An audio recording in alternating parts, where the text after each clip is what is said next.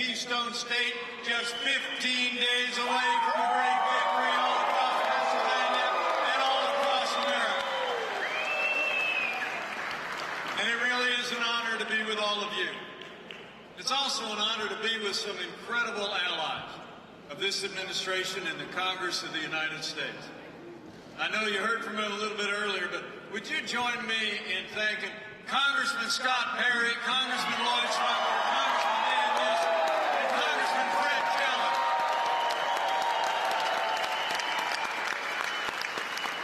These are great heroes who've been with us every step of the way. And it's also great to be here with a guy you just heard from. A proud Penn State grad, grew up here in Pennsylvania.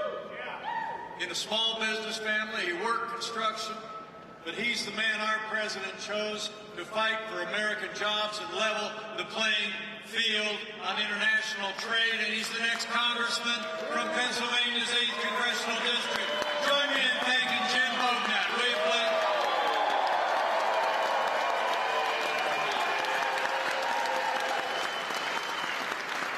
Really great to be here with some great friends of ours.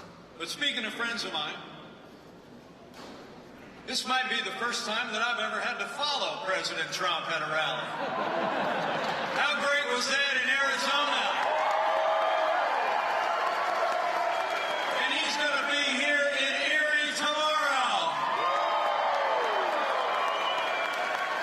We're traveling all over the country for one reason and one reason only. And that's that Pennsylvania and America need 4 more years of President Donald Trump in the White House.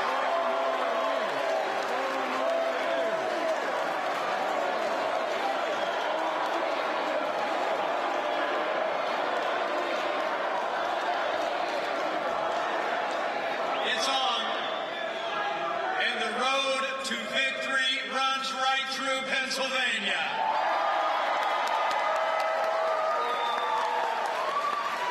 It's true that I'm really grateful you all are out today. The President and I are traveling constantly. He was in Nevada yesterday, Carson City. I've been traveling a fair amount myself. Was in Maine earlier today. About 10 days ago, I was in Salt Lake City, Utah. We had a little debate with Kamala Harris.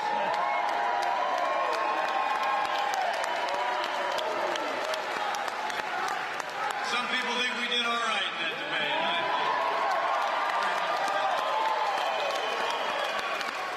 And I can't wait till President Trump takes the stage in the next presidential debate this Thursday. Get ready. But I'll tell you, it's a privilege for me to be out in every setting talking about this record. I mean, think about it. 4 years ago, a movement was born. A movement of everyday Americans from every walk of life. And the progress that we've made has truly been incredible. When we took office in 2016, we'd seen years of reckless cutbacks that had hollowed out our military strength. Terrorism was on the rise. We were living through the slowest economic recovery since the Great Depression. And our most cherished values were under continual assault out of Washington, D.C. But in 3 short years, we rebuilt our military. We revived the American economy with less taxes, less regulation. We unleashed American energy, supported our border patrols, law enforcement, life, liberty, and the Constitution of the United States.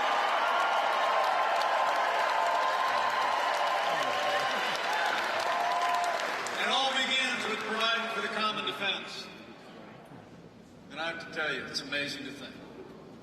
After years of those reckless cutbacks in our national defense, when Joe Biden was vice president, years when we took office where literally there was a large portion of aircraft in the Air Force that were grounded and being used for spare parts to keep other aircraft in the air.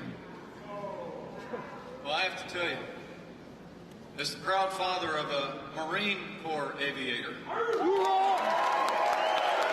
the father-in-law of a Navy pilot, President Trump signed the largest increase in our national defense since the days of Ronald Reagan. We're finally giving our soldiers, sailors, airmen, Marines, and Coast Guard the resources and support that they need to accomplish their mission and defend this nation.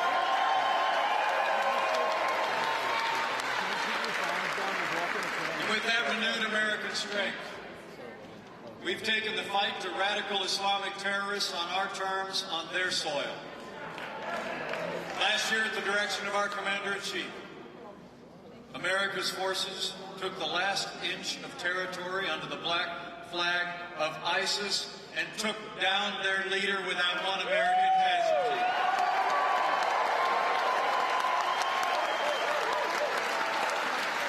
And when American lives were threatened by the most dangerous terrorist in the world, President Donald Trump took action, and we took Qasem Soleimani off the battlefield.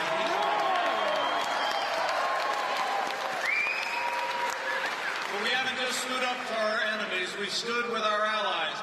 It was President Donald Trump who kept a promise that 4 previous presidents has made when he moved the American embassy to Jerusalem, the capital of the state of Israel.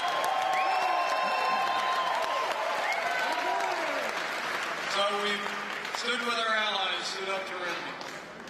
And in our first 3 years, after an administration that tried to borrow and spend and bail and tax our way back to a growing economy, under President Trump's leadership with these great allies in the Congress, we created the greatest economy in the history of America.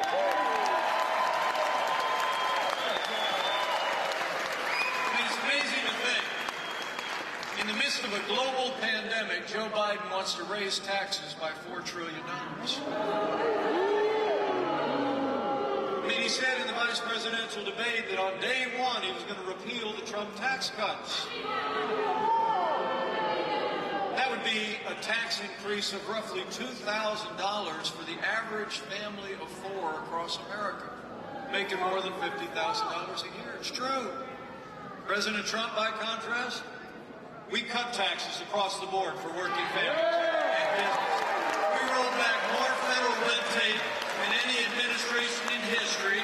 We fought for free and fair trade, unleashed American energy, and American businesses created 7 million good-paying jobs, including 200,000 jobs right here in the Keystone State.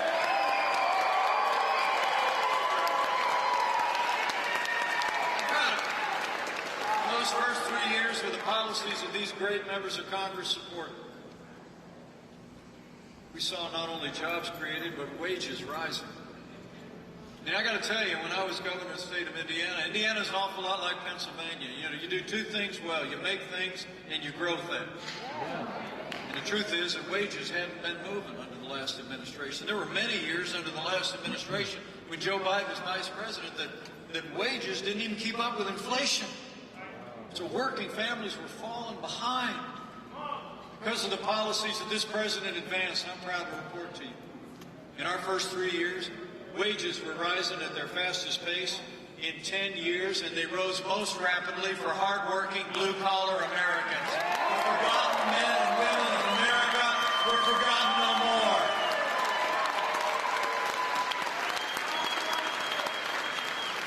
It wasn't just about our economy. On health care, you all remember the disaster of Obamacare, right? I mean, remember the big lies? In the last administration, they said, if you like your doctor, you can keep it. If you like your health insurance, you can keep it. They said insurance premiums were going to go down. Well, the first 2 things weren't true. They were actually called the biggest political lies in 10 years. And the last one, you know, insurance premiums had doubled when President Trump and I took office. And Joe Biden's got a plan to add what he calls a public option to Obamacare that would set us on an inevitable path to socialized medicine.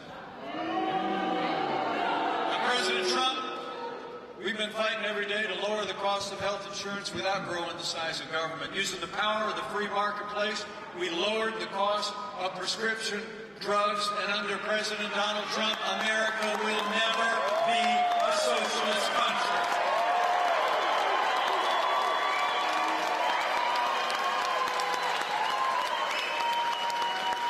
We're going to give the American people the health care that you deserve and that you want, and we're going to build it on American principles. We're going to let people buy health insurance the way you buy car insurance and the way you buy life insurance, across state lines in a competitive marketplace, not with government command and control.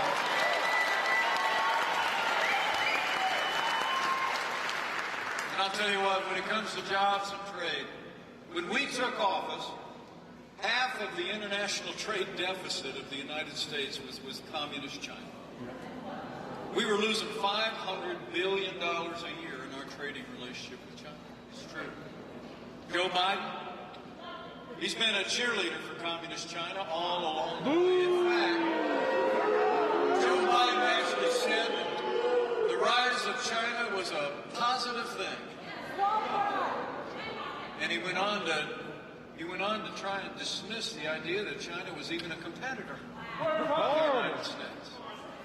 And closer to home, as we saw factories close all across the heartland in the 25 years since NAFTA, Joe Biden never lifted a finger to reform NAFTA. You know, the truth is, when Joe Biden was vice president, America actually lost 200,000 manufacturing jobs. And remember when the last president was asked about it, he said those manufacturing jobs were never coming back. He said, and I quote, "What magic wand do you have?" Well, we didn't need a magic wand. We just needed President Donald Trump in the White House.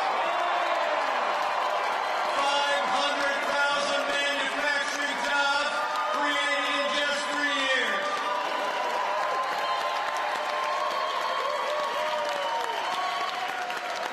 Because this president told China the era of economic surrender is over. He stood strong, imposed tariffs, and we're going to keep standing strong until China opens their markets to what we make and what we grow on a level playing field.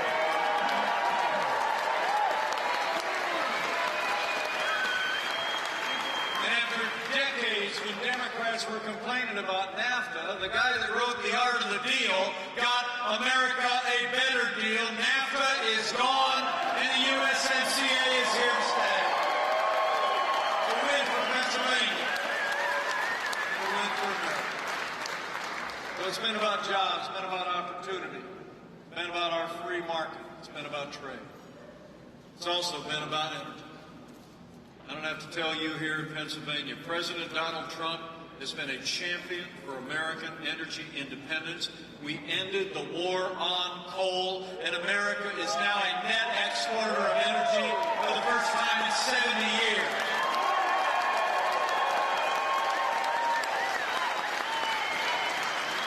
And that's all on the ballot this year, everybody.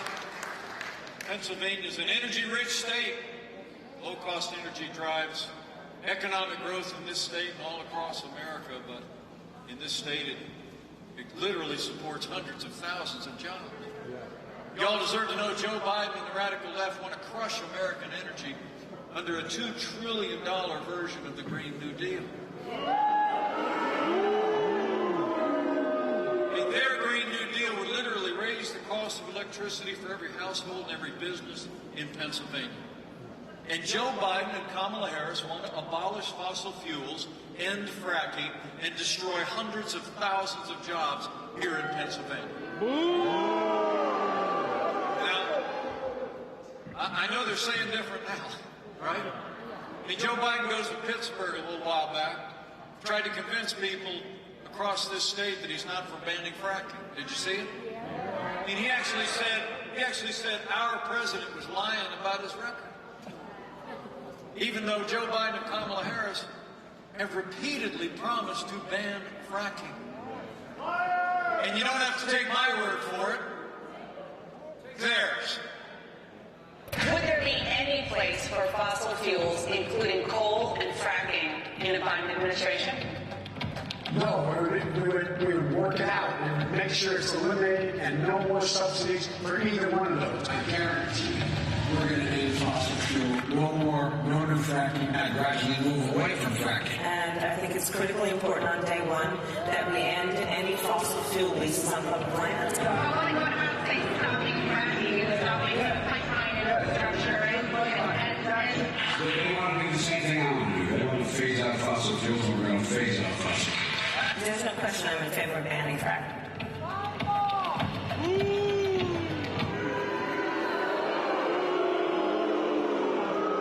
Okay, Pennsylvania, you got it? No matter what Joe Biden and Kamala Harris are saying right now, you can take it to the bank. Joe Biden and Kamala Harris are going to abolish fossil fuels and ban fracking, but we're not going to let it happen. We're going to have more fracking, more American energy, more energy independence when we re-elect President Donald Trump for 4 more years.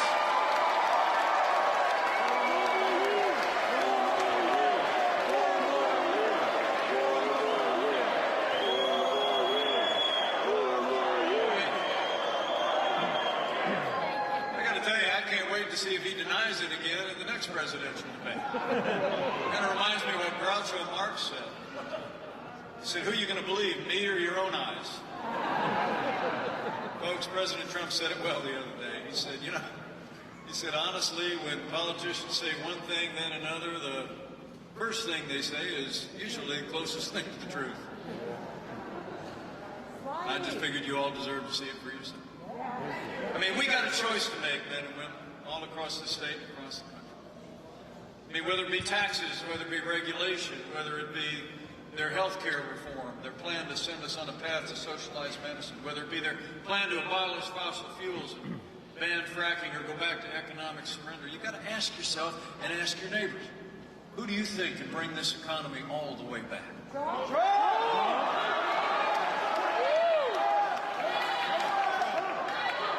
I mean, do you think this economy is going to come back with a career politician who spent 47 years raising taxes, stifling our economy,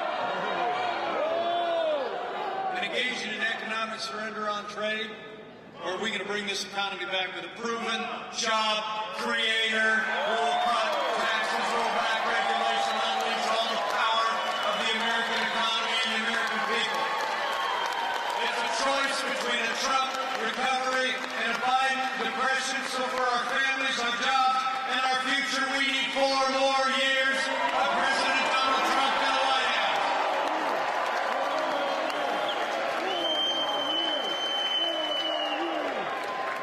So we've been fighting for our security, our prosperity, American energy and American work. And President Donald Trump, every step of the way, stood strong for the rule of law. I'm proud to report to you, as I stand here today, this president has seen confirmed more than 230 conservative judges to our federal courts. And I can tell you firsthand, they are all men and women who will uphold all the God-given liberties enshrined in our Constitution, like the freedom of religion, the freedom of speech, and the Second Amendment right to keep and bear arms.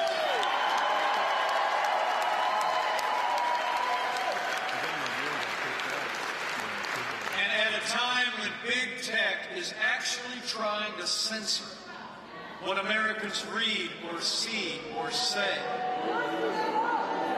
President Trump and I will always fight for the American people's right to know we're not going to let big tech block the truth.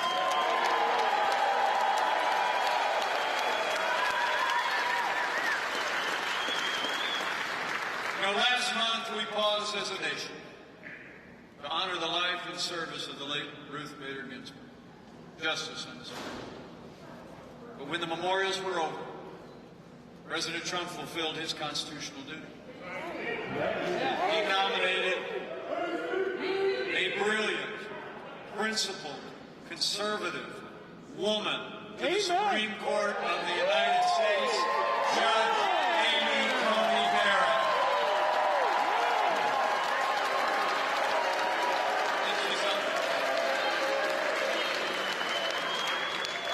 Did you see all the notes she brought up with her? I told her that was my favorite part of the hearing. Here you go. Nothing. thing of beauty. I think the world of Judge Barrett, and it's not just because she's from Indiana. I'll tell you what, these are serious times. She was an incredible choice for this president. It's one of the reasons why the president and I call on the Democrats this time to give Judge Barrett a respectful and dignified confirmation. Yeah.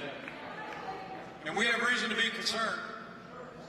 You all remember a couple years ago when she was being confirmed to the Court of Appeals. The #1 Democrat on the Judiciary Committee actually criticized her Catholic faith. She said it was a concern because, in her words, she said, the dogma lives loudly within you. And Hollywood elites have already begun to criticize her faith. Well, I got news for the Democrats and their friends in Hollywood. That dogma lives loudly in me. That dogma lives loudly in you. And the right to live and work and worship according to the dictates of our faith lives loudly in the Constitution of the United States of America.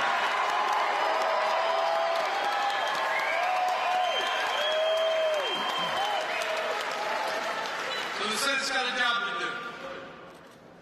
And after they discharge their duty to advise and consent, I'll make your prediction.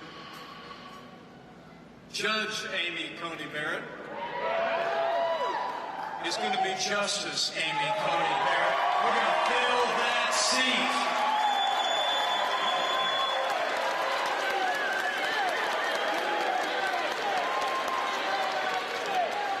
Now, speaking of the Supreme Court, people of Pennsylvania deserve to know, after 150 years with 9 seats on the Supreme Court, leading Democrats in Washington, D.C. are talking about packing the court. Literally adding seats so they can put left-wing activist judges on the Supreme Court to advance their agenda. A Thursday night in his town hall meeting,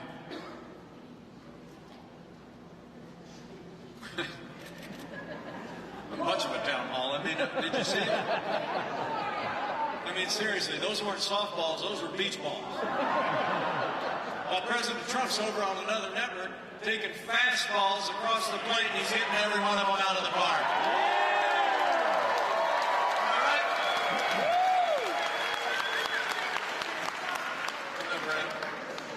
Well, anyway, Joe, in his TV town hall meeting the other night, was asked straight up about court packing, and he said, quote, I'm open to considering it. Kamala Harris's running mate said in the primaries that she was, quote, absolutely open to packing the court. And then she refused to answer the question straight up when I asked her in our vice presidential debate. And then a couple of spokespeople for the Biden campaign were on TV yesterday morning saying, yeah, totally open. One of them was a senator who'd be voting on that.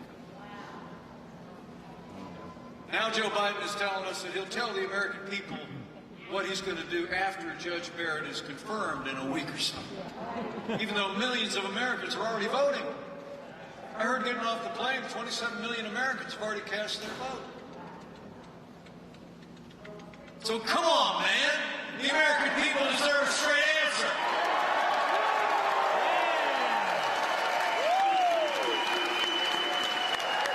When you're running for the highest office in the land, the American people deserve to know if you're going to respect the highest court in the land.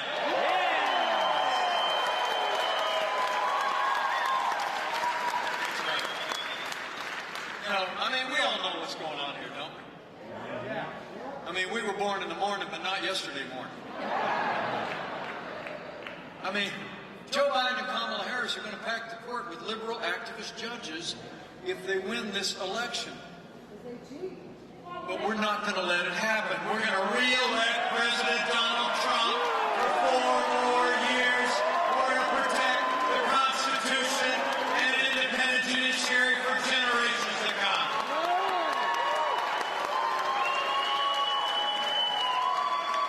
And we stood for the rule of law. and every single day, President Donald Trump has stood with the incredible men and women who serve on the thin blue line of law enforcement in the world.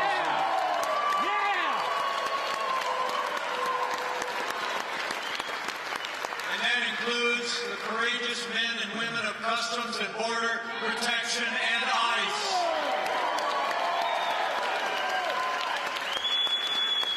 You know, where Joe Biden wants open borders, taxpayer-funded health care, free lawyers for illegal immigrants, President Donald Trump has stood strong for border security. We've made record investments in border security. We've supported Customs and Border Protection and ICE, and we've already built more than 300 miles of that border wall on the southern border of the United States. And with 4 more years, we're going to build it all.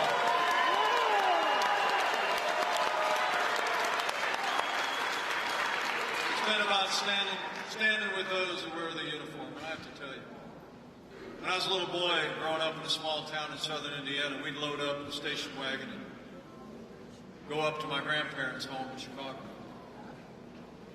And there, I remember being there with my 3 brothers. We were all real little. My uncle would come out to go to work in the morning. He'd be wearing that blue uniform, badge on his shirt, sidearm at his side. He's a member of the Chicago Police Department for 25 years.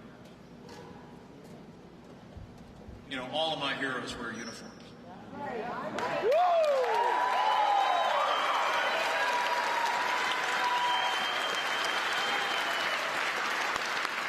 the men and women who serve in law enforcement at every level of this country deserve the respect of every American every single day.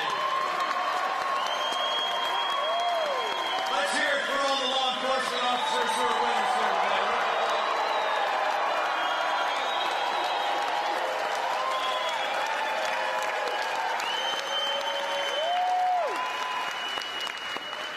You know, President Trump and I will always support the right of Americans to peaceful protest. It's enshrined in our Constitution. But rioting and looting are not peaceful protest. Burning businesses is not free speech. And those who perpetrate violence against civilians, who destroy property, who assault and attack law enforcement, will be prosecuted to the fullest extent of the law.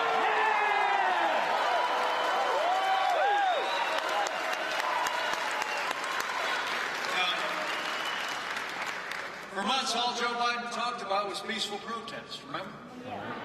All summer long, as Americans in major cities, here in Pennsylvania and all across America, literally watched their businesses, their communities burn. Truth is, Joe Biden had doubled down on the policies that have led to violence in American cities. When you withdraw support from those who protect and serve, you only embolden those who would do harm to our families and our community. Now, Joe Biden justifies it all by saying, in his words, that America is systemically racist. And he says he and his running mate believe that police officers in this country have a, quote, implicit bias against minorities. And when he was asked if he'd support cutting funding for law enforcement, Joe Biden replied, yes, absolutely. His running mate said that we needed to reimagine policing in America, and she applauded the mayor of Los Angeles when he cut $150 million out of the LAPD. Let me make you a promise.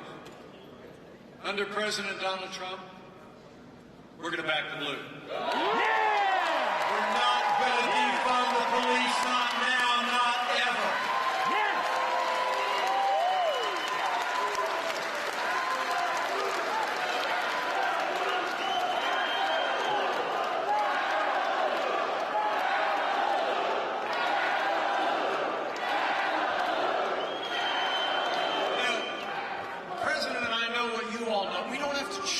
Between supporting law enforcement and supporting our African American neighbors and families and minorities that live in our major cities.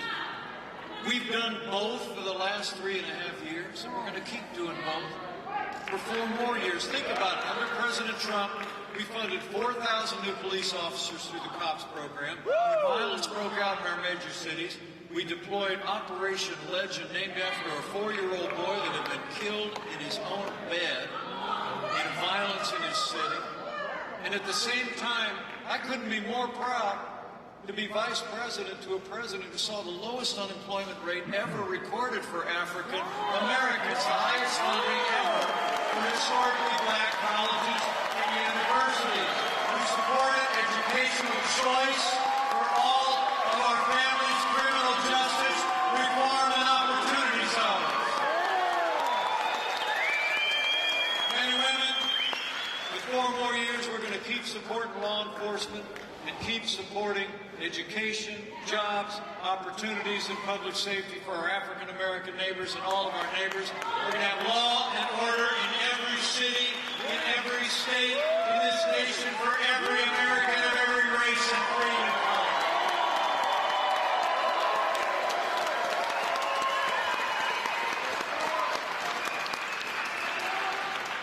So we stood for the rule of law, for law and order, and with those who protect and serve.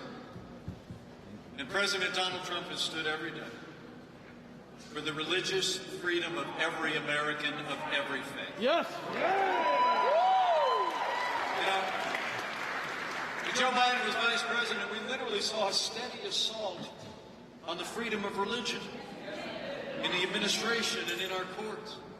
I mean, the last administration actually hauled the Little Sisters of the Poor into federal court to force them to compromise their faith to live under the strictures of Obamacare.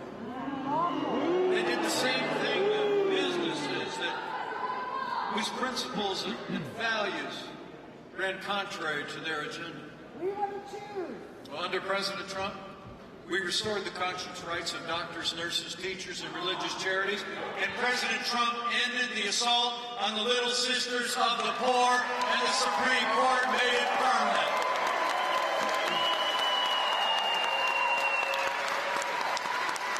But you all deserve to know, after the Supreme Court agreed with us, the Little Sisters of the Poor ought to be able to live out their faith. Joe Biden actually said that he's elected president, he's going to haul them back in court again. I promise you, 4 more years of President Donald Trump, you will have a president who is the greatest champion of people of faith this nation has ever known.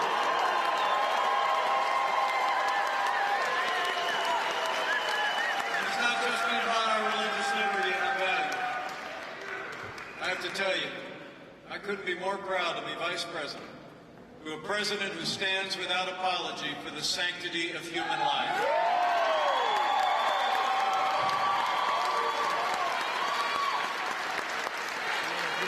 Where Joe Biden and Kamala Harris support taxpayer funding of abortion all the way up to the moment of birth. President Donald Trump is the most pro-life president in American history.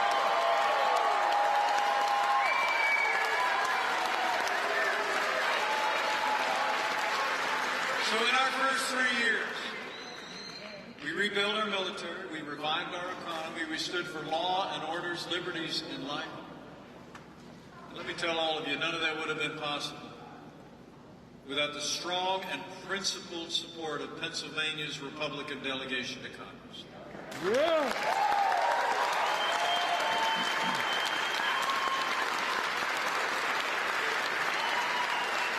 That's why, right after you vote to re-elect President Donald Trump for 4 more years, we need Pennsylvania to send Congressman Scott Perry, Congressman Lloyd Smucker, Congressman Fred Keller, Congressman Dan Issel, and Jim Boatnet to a new Republican majority that retires Nancy Pelosi once and for all.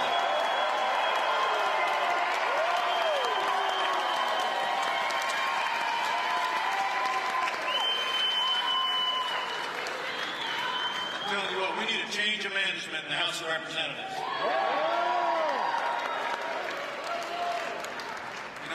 tell you, when you look at all that we accomplished in those first 3 years, working shoulder to shoulder with these great allies, there's only one way you can describe it. Under President Trump's leadership, in just 3 short years, we made America great again.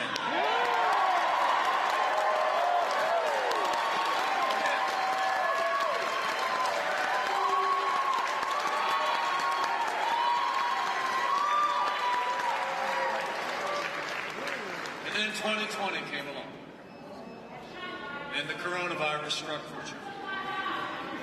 But I'm here to tell you, before the first case of community spread happened anywhere in this country, President Trump did what no American president had ever done in our history. He closed off all travel from China, the second largest economy in the world. He put the health of America first.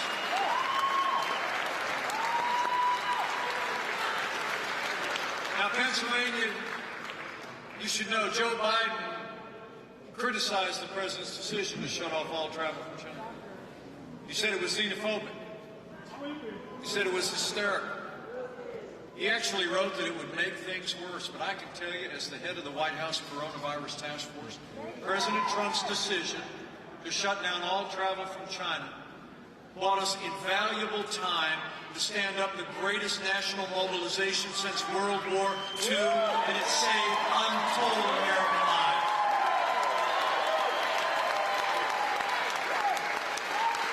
We reinvented testing. We saw the manufacture and the distribution of billions of medical supplies to our incredible doctors and nurses and healthcare workers. We developed new medicines called therapeutics that are literally saving lives every day. And we are just weeks away from having the first coronavirus vaccine with tens of millions of doses able to deliver to our most vulnerable.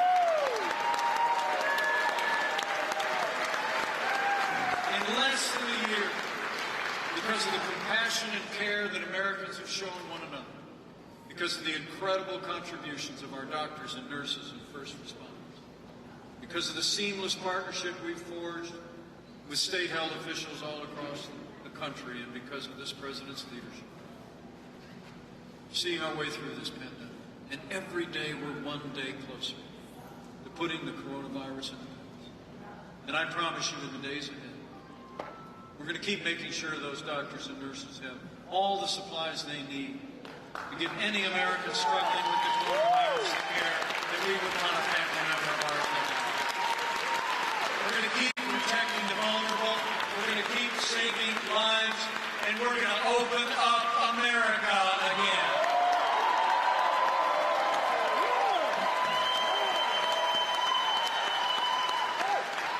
Now, it's amazing to think at the height of this pandemic, we lost 22 million jobs in this country.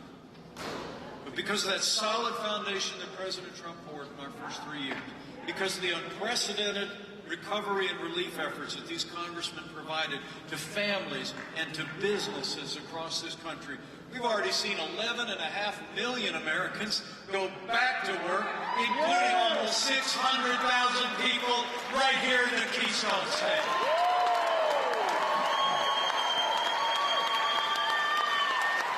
We're opening up America again, and we are opening up America's schools.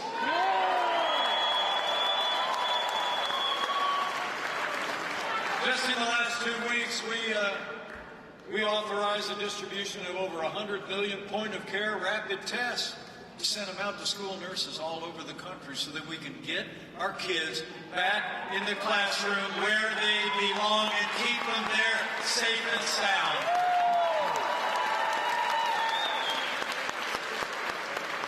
It's not just getting them back in the classroom. Thanks to President Donald Trump, Big Ten football is back, too. Come this Saturday, the Nittany Lions will be back on the gridiron. How great is that? Well, we've made great progress, men and women, and we're going to keep fighting our way through this year. But you know what? When you look at their agenda, higher taxes, open borders, a Green New Deal, defunding the police, packing the court, abortion on demand. It's clear. Joe Biden would be nothing more than a Trojan horse for the radical left. Now, Joe Biden says that democracy is on the ballot. I heard his running mate echoed that down in Florida today. Well, I think our economic recovery is on the ballot. I think law and order are on the ballot. But I also think there's things much more foundational to who we are as Americans. In this election, I think it's not going to be so much whether we end up more Republican or more Democrat, more red or more blue, more liberal or more conservative. I think the choice in this election is whether America remains America. Yeah! 4 more years! 4 more years! We love you! One more! It's whether we're going to chart a course based on our highest ideals of freedom, free enterprise, personal responsibility, and our most cherished values, patriotism, and the American flag, or whether we're going to take a hard left turn to more government, less freedom, socialism. Joe Biden and the radical left want to take America somewhere we have never been before. It's somewhere we should never be. So for our freedom and all the ideals that have always made America great, we need to decide right here and right now that Joe Biden will never be president of the United States. We're going to re-elect President Donald Trump for 4 more years.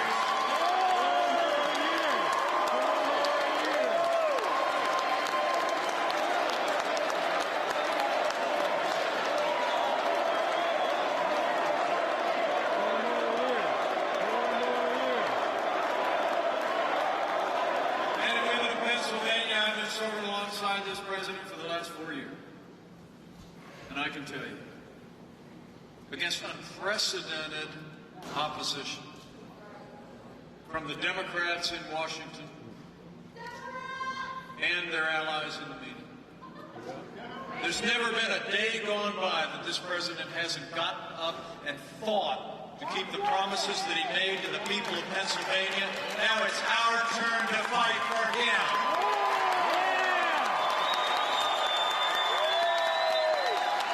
It's on.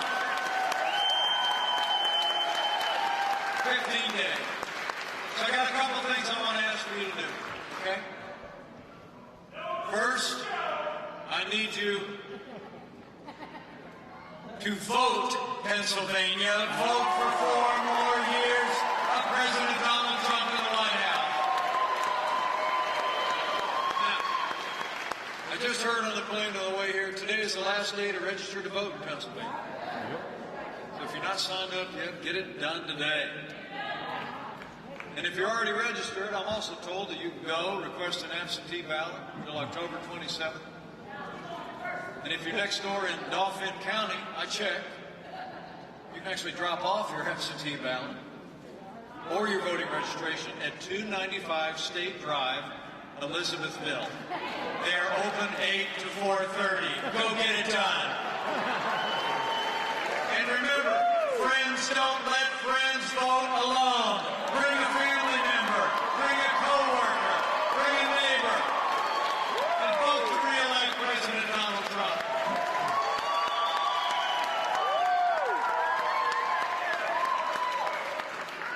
And secondly, after you vote with a friend, I need you to go tell somebody. You know, I look back on 2016, I got to tell you, I never doubted that this president was going to win. And I'm even more confident today. I truly am. And it's because I can see the enthusiasm across this country that's even greater today. And it's that the American people were talking to one another, talking about what we could do for this country, how we could be strong again and prosperous again. So I encourage you. I mean, tell people I was over in New Cumberland. I ran into Mike at the airport. And he got up there and He talked for the better part of an hour just about the top lines of everything we got done and all we're going to be able to do with 4 more years. He laid out the choice in this election. You go tell your neighbors and friends that we're going to win this election in Pennsylvania and all across the country.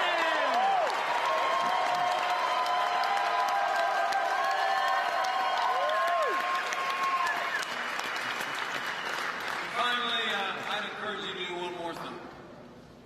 You know, as a little girl asked a question at the end of our vice presidential debate. She said she was turning on the TV.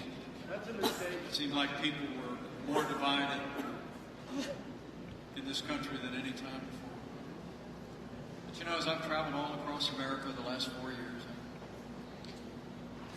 I'm actually more convinced than ever that there's always be more that unites us in these United States than could ever divide us. And chief among those things is faith. God bless America!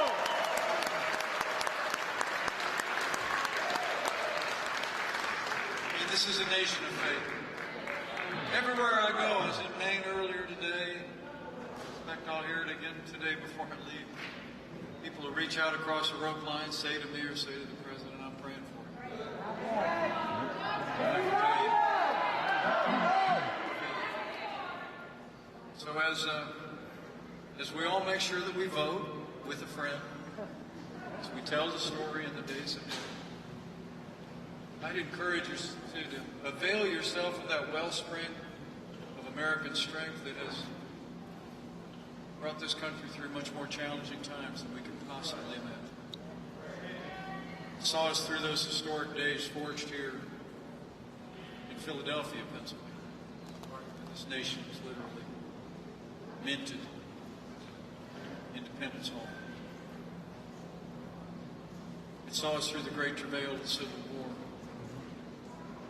and all those that laid their life down to preserve our union in this state of Gettysburg.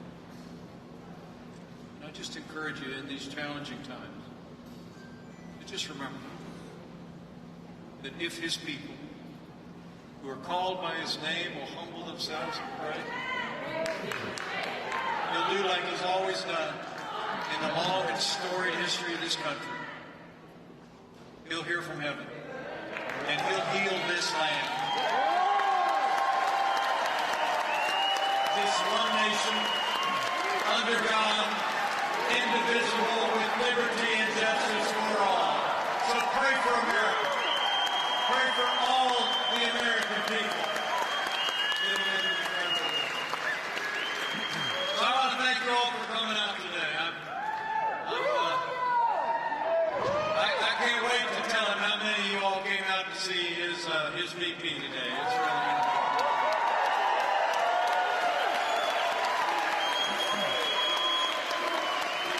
and while we're at it, can I just say to the people of Pennsylvania, just thank you for the honor of being your vice president. It's been the greatest honor of my life. But I want to be your vice president for 4 more years.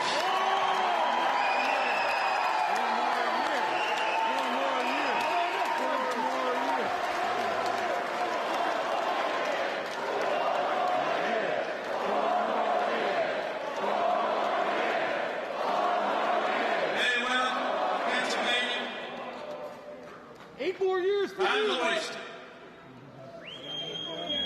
We got votes to cast and we got people to talk to, so I'm going to jump back on that airplane. Pence 2024! Head back to Washington, D.C. I just want to tell you, I leave here today with renewed confidence. 8 more years for That if you. all of us do all that we need to do over the next 15 days, if we work like it all depended on us, then we pray, as we remember on whom it all depends, that with your continued support every day between now and November 3rd, we're going to have a great victory. Because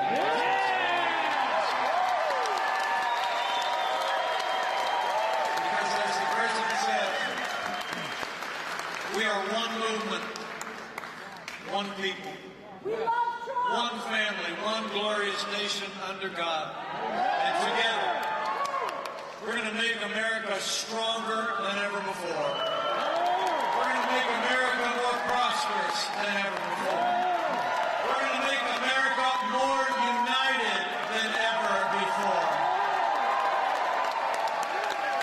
And with Scott Perry, Lloyd Smucker, Fred Keller, Dan Musser, and Jim Bowden in a new Republican majority in the House of Representatives, and with President Donald Trump in the White House for 4 more years, and with God's help, we are going to make America great again.